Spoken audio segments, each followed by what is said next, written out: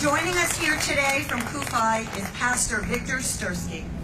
He is Eastern Regional Coordinator for Kufi, an author, a longtime pro-Israel activist, and a frequent speaker at religious and advocacy organizations and college campuses across the nation. Please join me in welcoming Pastor Stursky.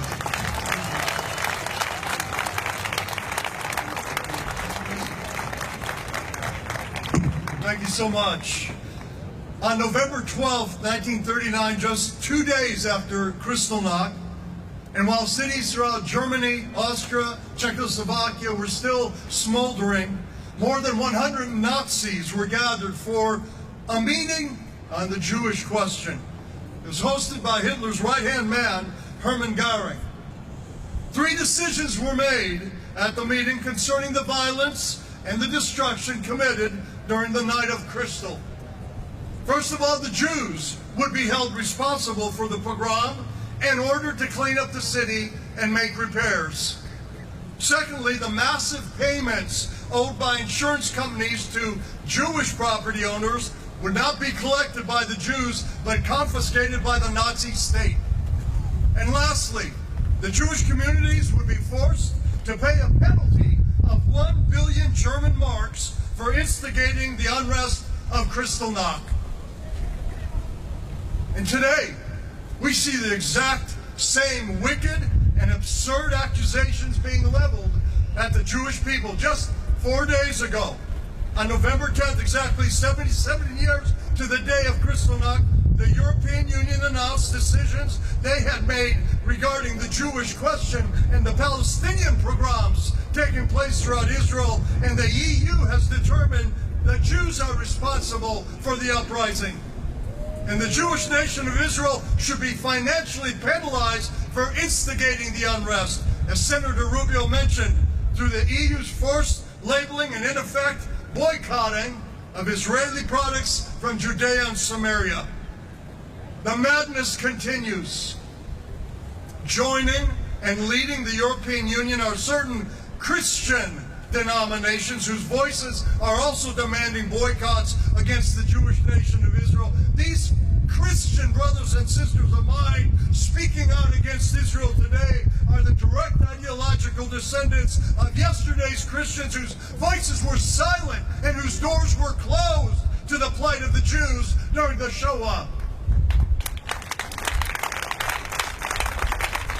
And so tragically, throughout history, it's most often been the carriers of the Christian flag who were the fiercest enemies of the Jewish people. Benjamin Disraeli, the only Jewish prime minister Great Britain ever had, sums up the history of the Jew and Christian very well, and I quote him. He says, "The Jews are a nervous people, a nervous people. 1900 years of Christian love has taken a toll on us."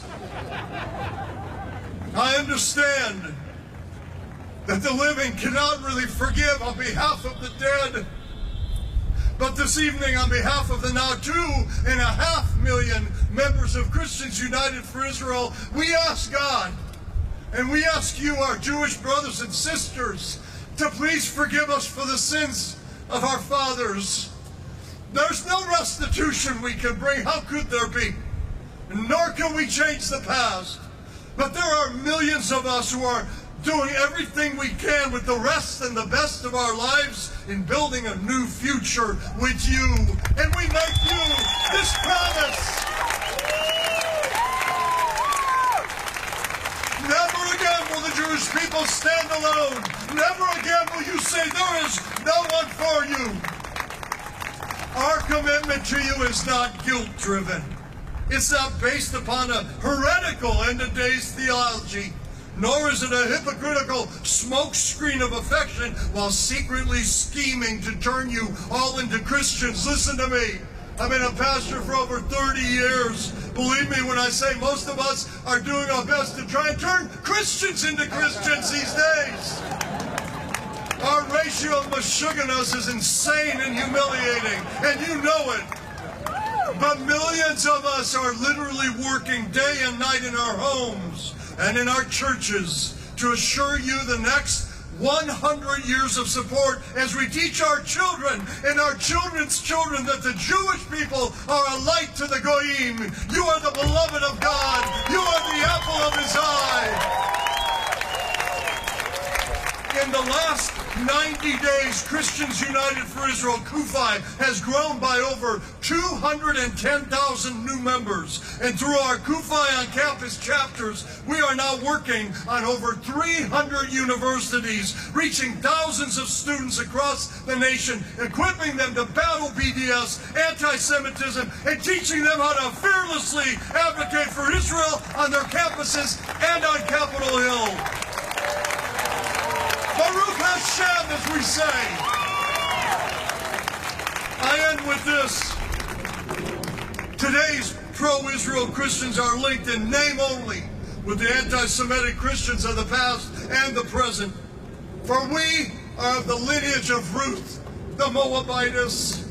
And on behalf of KUFI, I beseech you today with the words that Ruth spoke to Naomi. Please, don't ask us to leave your side. Don't push us away from standing with you, for wherever you go, we will go, and wherever you stay, we will stay, and your people will be our people, and your God will be our God, and where you die, we will die. We'll be buried together. You are not alone.